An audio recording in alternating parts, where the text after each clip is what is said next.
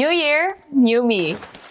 I know, it sounds so cliche. And I was one of those people who's like, You don't need the new year to make changes in your life. every single day is as pivotal as the next one. But guess what? I'm the person that needs a new year. I am the person that's trying to reinvent herself this year. So let's backtrack a little bit. How did we get to this point? Well, last year, I kind of had this phase where I suffered from day-to-day burnout, even throughout the holiday season. And it got me reflecting a lot, got me thinking a lot, and there's just so much to unpack here. First of all, sometimes it's just hard to hit that hard reset button. And the new year is kind of perfect for that because you feel like a cycle just ended.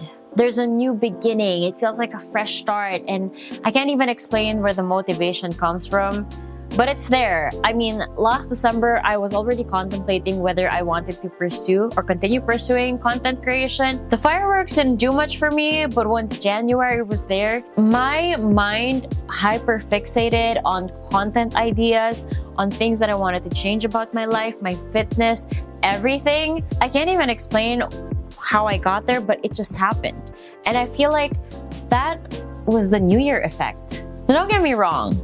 I've seen those memes and I think that they're very funny. You know those memes that say, January 1, the gym is all filled with people. January 2, it's empty. It's haha funny, but at the same time, I think that there is a beauty to it.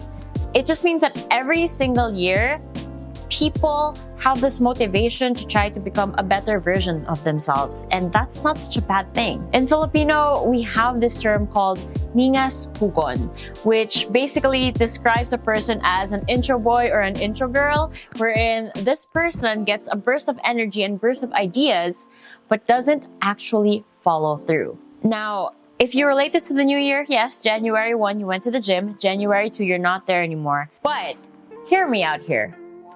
What if January 1 was the catalyst for you? You started going to the gym. Come January 2, you still went. January 3, 4, 5, 6, 7, 8, onwards and upwards, you kept going to the gym. What if this small little action of going on day number 1 kept going? You built momentum, you built habits, you built everything, and then you just became a better person in the end. You got growth, you got everything. Isn't that beautiful?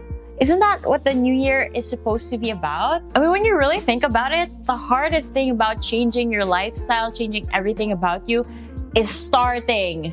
And so January 1 is the perfect date to start, even though I'm uploading this sometime in the middle of January. But you get my point? I was actually doing a lot of self-reflecting before I even started this video. And one of the things that really pushed me to go back to my 2013 blogging, writing roots and my 2016 vlogging era was the fact that I had this conversation with my kapatid Nevs, and he had this like mind-blowing advice that he shared with me. I'll flash it on the screen.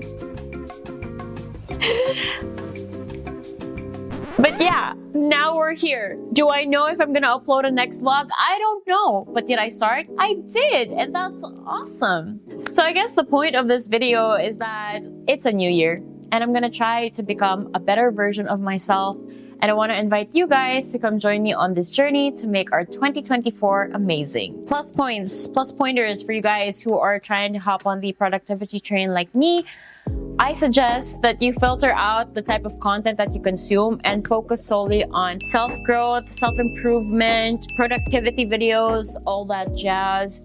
Blur out the toxicity, let's stray away from content and media that we don't want to consume, nor do we need to consume. And let's focus on things that will help us improve and becoming a better person. That is all, guys. This has been Likeable, reminding you guys that in everything that you do, always do it like a boss. Happy New Year!